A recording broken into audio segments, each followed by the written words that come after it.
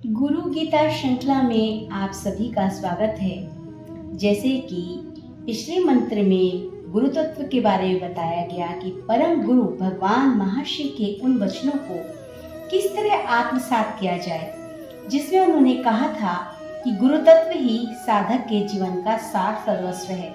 इसके अभाव में यज्ञ, व्रत, तप, दान, जप, तीर्थ अपना अर्थ खो देते हैं। यही नहीं, अपनी प्रबुद्ध आत्मा और सद्गुरु भिन्न नहीं है, दोनों एक ही है। इसमें तनिक भी संशय नहीं है। इस तत्व के सत्य को जानने से ही साधक के जीवन में सत्य ज्ञान का उदय होता है। गुरु तत्व की इस कथा को आगे बढ़ाते हुए देवाधिदेव भगवान महादेव आदि माता पार्वती से कहते हैं, सर्व पाप विशुद्धात्मा श्री गुरु पाद सेवनाथ देहि ब्रह्म भवे यस्मात् त्वतः कृपार्थ वदामि ते। सद्गुरु के चरणों की सेवा से साधक सारे पापों से मुक्त होकर विशुद्धात्मा हो जाता है। भगवान शिव माता पार्वती से कहते हैं, यही नहीं देवी, मैं तुम्हें कृपा पूर्वक बता रहा हूँ कि देहधारी जीव ब्रह्म भाव को उपलब्ध हो जाता है। गुरु चरणों की महिमा के बारे में कहे गए भगवान महादेव के वचन साधकों के जीवन का संपूर्ण सत्य है। समस्त सृष्टि का आध्यात्मिक इतिहास साक्षी है कि अनेकों बार इस मंत्र में निहित सत्य को अपने साधना जीवन में खरा प्रमाणित किया गया है। महान साधकों ने दुर्लभतम ब्रह्म तत्व का बोध इस महामंत्र की साधना से पाया है। ऐसी सैकड़ों, हजारों, लाखों घटनाओं से हम यहाँ केवल एक ही घटना की चर्चा कर रहे हैं। इसकी चर्चा विश्वविख्यात महान योगी स्वामी योगानंद ने योगी कृतामृत में की गई है। सद्गुरु के चरणों की महिमा का बोध कराने वाली यह अनुभूति कथा महागुरु योगी राधिराज श्री श्याम चरण लाहिड़ी और उनके विभूतिवान शिष्य स्वामी परमानंद के बारे में है। स्वामी परमानंद ने स्वयं अपने मुख से अपनी इस अनुभूति को योगानंद को सुनाया था। उन्होंने कहा, गुरु की कृपा जितनी अमूल्य होती है वह सुनो। मैं उन दिनों नित्य रात्रि को 8 घंटे ध्यान किया करता था। उस समय मेरा समूचा दिन अपने रेलवे कार्यालय में बीत जाता था।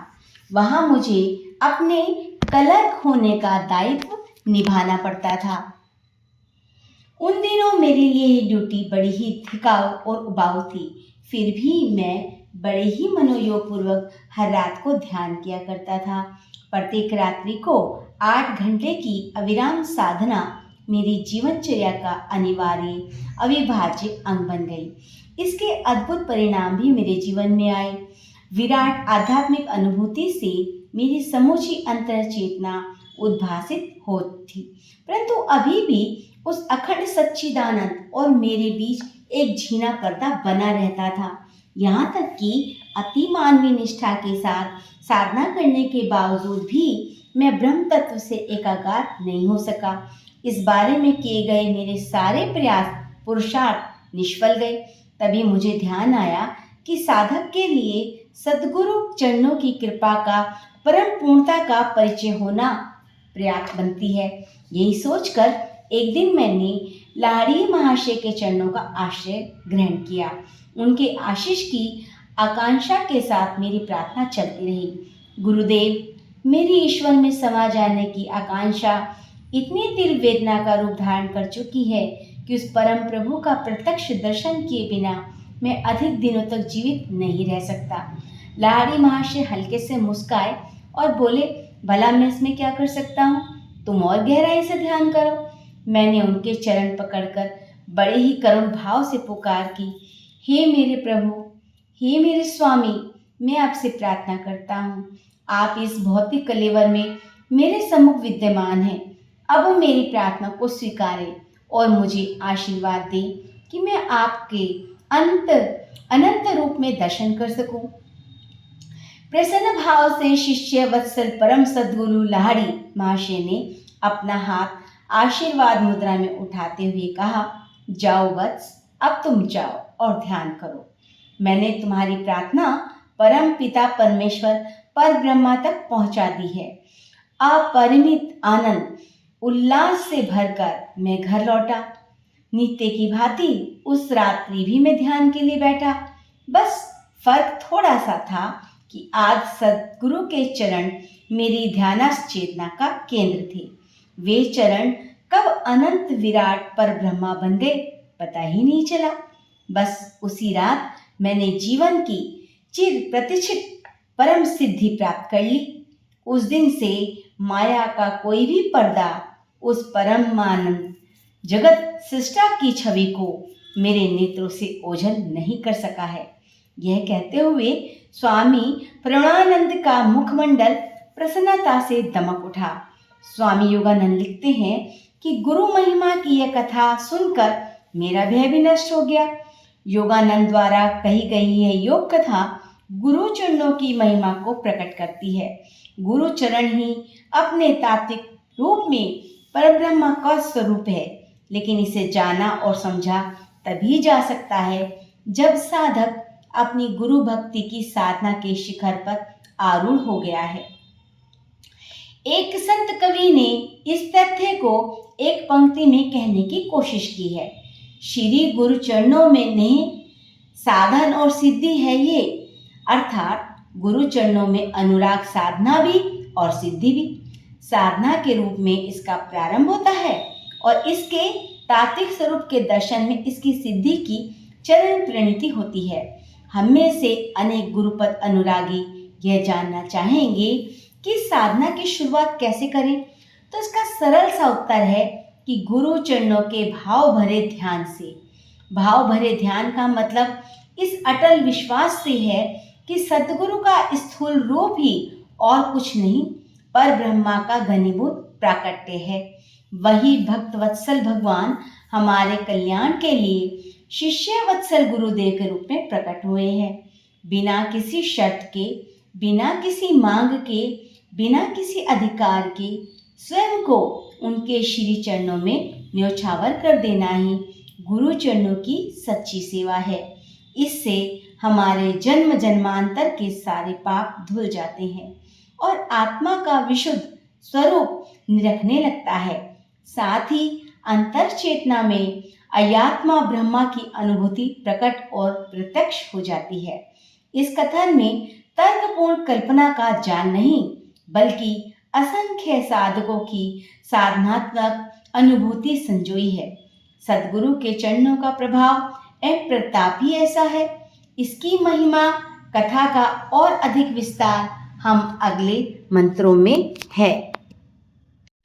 जैसा कि इस कथा से साफ साफ जाहिर होता है कि हम अपने गुरु चरणों का जितना भी ध्यान करेंगे हमें वह हमारे परमात्मा तक पहुंचाने में सहायक होगा।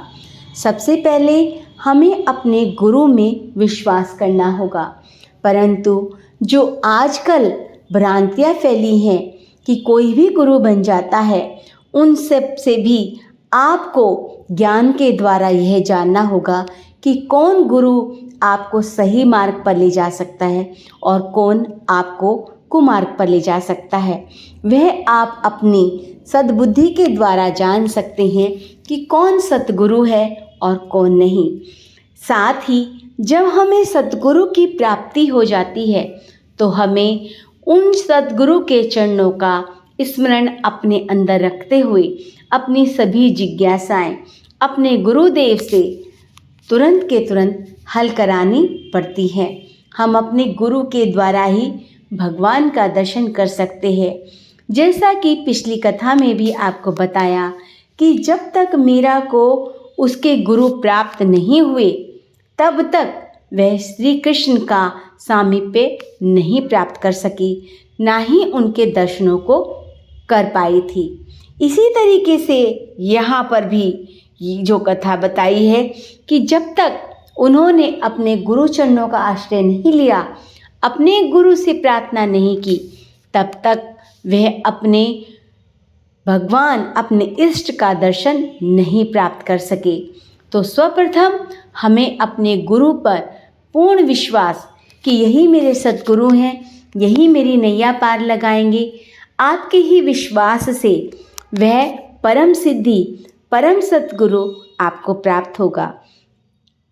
आगे की कथाओं में आपको यह ज्ञात होगा कि कैसे सद्गुरु मिलते हैं। सद्गुरु का मिलना इतना आसान नहीं है।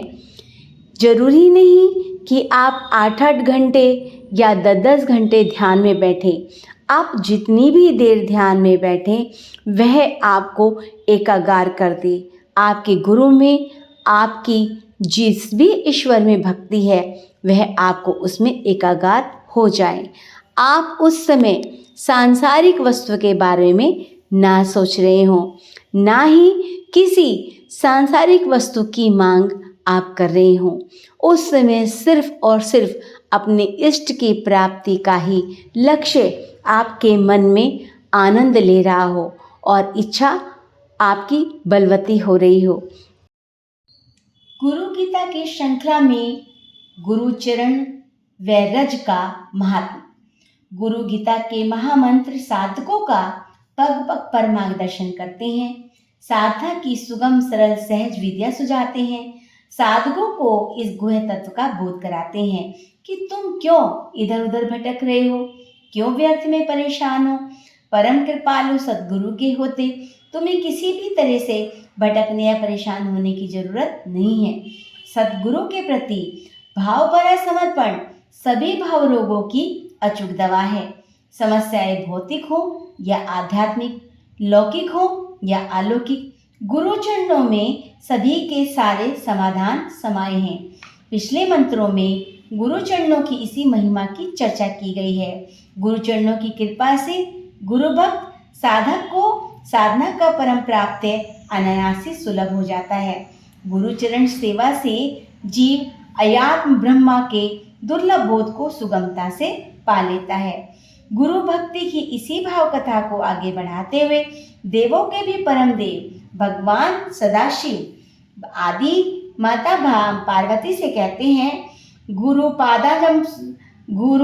पादम्बुजम स्मृताम जलम शिरसि धारयेत् सर्वतीर्थाम गहस्य संप्राप्नोति फलम नर शोषकम पाप घस्य दीपनम ज्ञान तेजसाम गुरु पादोत्कम समयक संसारणम वर्तारकम अज्ञान मूल हरणम जन्म कर्म निवारणम ज्ञान वैराग्य सिद्धर्थम गुरु पादोक्तम पिबेत्। गुरु सद्गुरु के चरणों का स्मरण करते हुए जल को सिर पर डालने से मनुष्य को सभी तीर्थों के स्नान का फल प्राप्त हो जाता है।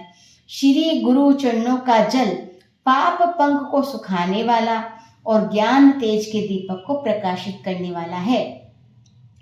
गुरु चरण जल की महिमा से मनुष्य ठीक तरह से संसार सागर को प्राप्त हो जाता है। गुरु चरणों का जल पीने से अंतर्भूमि में गहराई से जमा हुआ अज्ञान का महावृक्ष जड़ से उखड़ जाता है। जन्म कर्म के बंधन का निवारण होता है। गुरु पादोदक के पान से साधक को ज्ञान वैराग्य की सहज सिद्धि होती है। भगवान भोलेनाथ के मुख से उच्चरित ये महामंत्र गहरे और गहन भाव से भरे हैं। इसका श्रवण और पठन संभव है। सामान्य जनों को कुछ अतिशयोक्ति जैसा लगे, किंतु जो साधक इस पर मनन और निशिध्यासन करेंगे उन्हें इन महामंत्रों से सत्य और ऋतु के प्रकाश किरणें फूटती अनुभव होंगी। इस अनुभूति के क्षणों में उन्हें ऐसा लगेगा कि जो कुछ इस मंत्रों में है वह तो मात्र संकेत है, यथार्थ तो कहीं और भी अधिक विस्तृत और विराट है। इससे सुस्पष्ट रीति से समझाने के लिए इन पंक्तियों में एक गुरु भक्त साधक की अनुभूति कथा प्रस्तुत की जा रही है। यह अनुभूति कथा संपूर्णतया सत्य है। यह सत्य घटना श्री अरविंद आश्रम पांडिचेरी के श्रेष्ठ साधक गंगाधरण के बारे में है। अभी कुछ वर्षों से वह पार्थिव देह को छोड़कर अपने सद्गुरु के चरणों में विलीन हुए। बातचीत के क्रम में उन्होंने अपने साधना में जीवन का रहस्य बताते हुए कहा कि श्रेष्ठ सुगम किंतु सर्वाधिक फलदायी एवं परम प्रभावोत्पादक साधना अपने सद्गुरु के चरणों का चिंतन और ध्यान है। उन्होंने बताया कि जब मैं पांडिचेरी आश्रम महर्षि अरविंद के पास आया, उस समय मेरी उम्र मात्र 17 साल थी। पढ़ा लिखा कुछ खास नहीं था, सामान्य सी तमिल बोल पाता था। जिस समय वे अपना अनुभव बता रहे थे, उस समय उनकी आयु लगभग 87 साल की थी। तो अपने जीवन के बारे में उन्होंने कहा। श्री अरविंद जी से पहली बार मिलने पर उन्हें पूछा, तुम यहाँ क्यों आए हो और क्या चाहते हो? इस सवाल के जवाब में मैंने कहा, प्रभु मैं नहीं जानता मैं क्यों आया हूँ, नहीं मालूम मेरी चाहत क्या है। वैसे तो मैं काफ़ी गरीब हूँ, पर मैं इतना कह सकता हूँ कि मैं यहाँ केवल रोटी खाने तो नहीं आया। इस सरल उत्तर पर श्री अरविंद बहुत प्रसन्न हुए। उन्होंने माताजी से कहा, यह लड़का अपने योग के लिए तैयार है। इसके बाद गंगाधरण जी को आश्रम के कामों में लगा दिया। नाली साफ करना, गौशाला की सफाई करना जैसे साधारण काम उन्हें करने पड़ते थे। विगत यादों को कुरेदते हुए गंगाधरण जी ने बताया कि मुझे दिए हुए काम तो अति साधारण थे, पर मैं श्री अरविंद के चरणों का चिंतन करते हुए भक्ति के साथ करता था। काम के प्रति मेरा यही भाव था कि मैं आश्रम के साधारण काम नहीं, बल्कि अपने सद्गुरु की व्यक्तिगत सेवा कर रहा हूँ। दिन महीने बीते, साल बीते। एक बार जन्म दिवस के अवसर पर माताजी से मिलना हुआ। प्रेम पूर्वक आशीर्वाद देते हुए माताजी ने पूछा, बोल तुझे जन्मदिन के अवसर पर क्या चाहिए? उत्तर में मैंने विनम्रता से कहा, माँ यदि आप कुछ देना चाहती हैं तो मुझे आप अपनी और श्री अरविंद की चरण रज एवं आप दोनों का चरण जल दे दीजिए। इस भक्तिपूर्वक आग्रह को माताजी ने स्वीकार कर लिया। फिर तो हर वर्ष जन्मदिन के अवसर पर यह क्रम बन गया। बाद में चरण रज को सामान्य धूली में मिलाकर और चरण जल को गंगा जल में मिलाकर रखने की मेरी आदत बन गई। बीतते वर्षों के साथ श्री अरविंद जी ने शरीर छोड़ दिया, माताजी भी नहीं रही, परंतु जिस किसी तरह मेरे पास उनकी चरण रज व जल बनी रही। गंगाधरण जी ने बताया कि अपनी पूजा की चौकी पर मैं उन दोनों दुर्लभ वस्तुओं को रखता था। इन्हीं के पास पूजा वेदी पर श्री अरविंद जी के दोनों महाग्रंथ लाइफ डिवाइन एवं सावित्री भी सजा कर रखे थे। श्री अरविंद एवं माँ के महानिर्वाण के बाद इन दिव्य वस्तुओं की पूजा मेरे जीवन का आधार बन गई।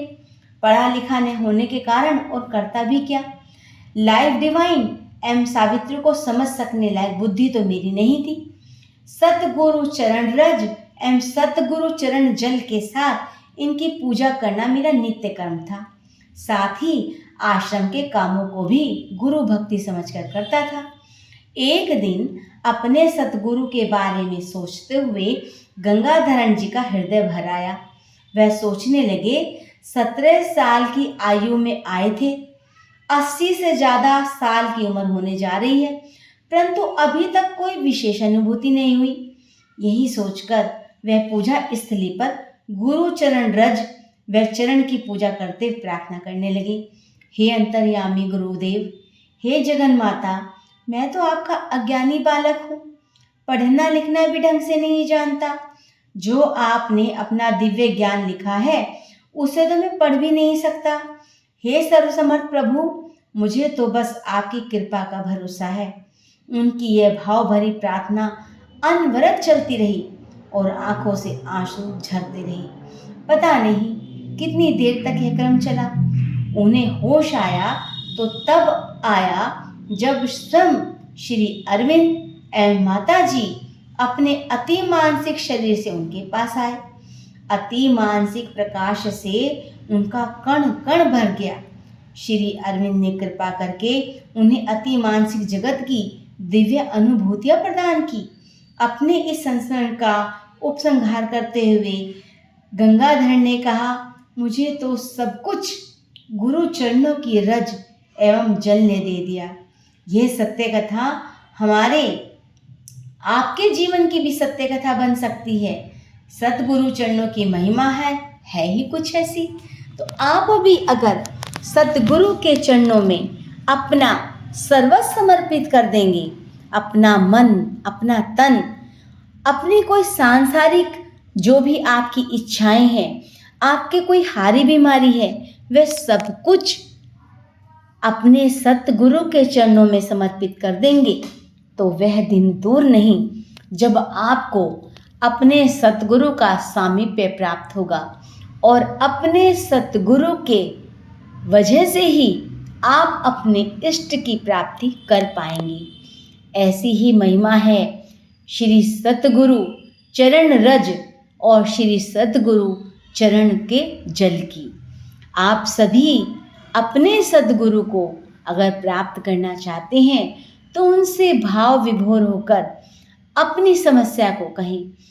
आप जब जो बात किसी से नहीं कह सकते, वह अपने सतगुरु के सामने दिया जलाकर, नीचे बड़ा कपड़ा बिछाकर, उस पर पालथी मारकर, भाव विभोर होकर अपने अंतर मन से जब आप अपने सतगुरु के सामने अपने मन की तन की जो भी कुछ बात कहेंगे तो आपके सतगुरु अवश्य ही आपकी बातों को सुनेंगे। जय हो सतगुरु महाराज।